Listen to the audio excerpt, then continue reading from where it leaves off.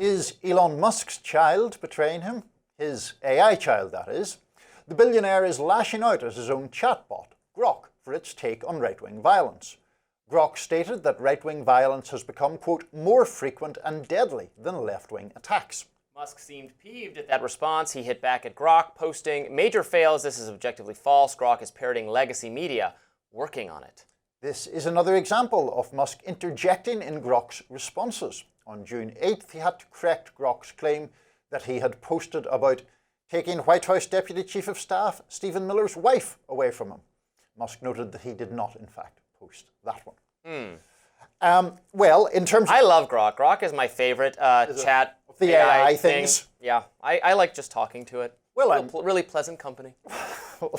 So don't mess with it too much, Elon. I like it just fine, and it generally gives you a pretty good... I've asked it some complicated political questions, and it generally reflects nuance. It will say, well, there's debate on this subject, and the answer is not really known, and which I appreciate. It does not express...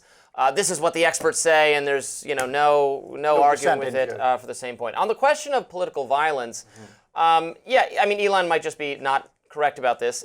In recent years, now, of course, it always matters where we cut things off. This is like from 2016. I love when they say, since 9/11, all of the, or more of the politically motivated violence in this country has been, okay, well, why since 9/11? Why are we starting the count on September 12th rather than September 11th? If you start the count on September 11th, it's very clear that the super majority of political violence that happened in America was caused by Islamic extremism. If you start counting after that, you're talking about a small number of instances, of which there are more that are discernibly right-wing motivated.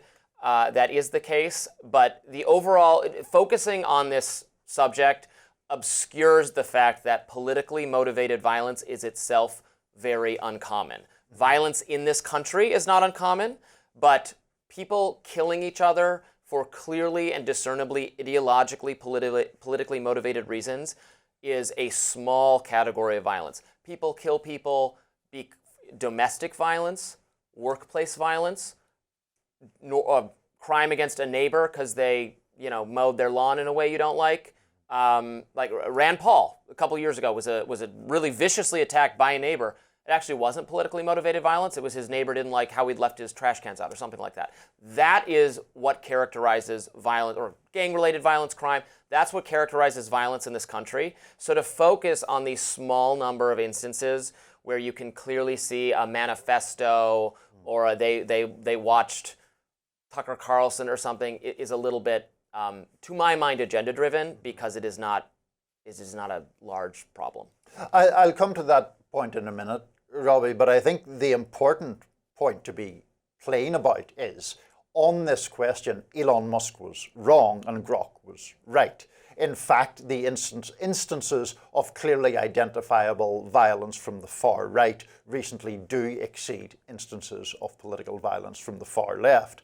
And when it has been studied academically, there is a repeated finding that people, though the rates are low in both cases, people of extremist views of the far right have a higher propensity to engage in acts of violence than people of extremist views from the far left. One of the things that Grok quoted in the thing that Elon Musk objected to was the massacre in El Paso a couple of years back, maybe more than a couple of years, 23 people killed by a guy who bore animus toward immigrants or Mexicans or Mexican immigrants, some combination of those terrible events. So, and furthermore, Musk was making this argument having wrongly and fallaciously tweeted that the events in Minnesota were the consequence of the far left being murderously violent. Yeah, that was incorrect. Which was clearly incorrect. Now, then there is, I agree, a separate issue about the rates of political violence. Gun crime writ large kills a massive number of people, and the vast majority of it is not political in its motivation. The total number of gun deaths often include people who kill themselves, and that is a very, very large number of people as well. That's half the gun deaths. Yeah, so the way the statistics are classified is certainly part of this question. But Elon Musk was wrong and his AI bot was right. And the way these things get tallied is also, even when done by supposedly very professional organizations, can be. And when you're tallying deaths, those are generally pretty reliable statistics, deaths. But when you're just tallying hate incidences or bias incidences, hate crimes, there's not a mandate. Local municipalities don't have to report them. Right. So then you can have, that can create some really weird numbers where it looks like, oh my God, hate crimes are spiking in this jurisdiction, and then you find out, well, they're just doing a better job of reporting it than they were before. Also, activist organizations that include both the Anti-Defamation League, the Southern Poverty Law Center, and others are always tracking hate groups in a way that makes the problem look worse. Because I would argue in a self-serving way, they get more donations and more attention for making it look like the problem they monitor is getting worse, and that's why they're so important. But for instance, the Southern Poverty Law Center will tally a white nationalist group that has 4 people in it in Texas when it has a falling out and splits into 2 groups is the doubling the number of hate groups in that state in a very misleading way. Another related topic. In response to the Minnesota violence, which I agree, I mean, we are still learning about the man's motivations. It is clear he was a Trump supporter and Republican. We still have to learn what his exact motivations were, but it's absolutely false to say it motivated, left-wing violence, that kind of thing. Elon Musk was wrong about that. Shame on Mike Lee. He took down those tweets, as he very well should have.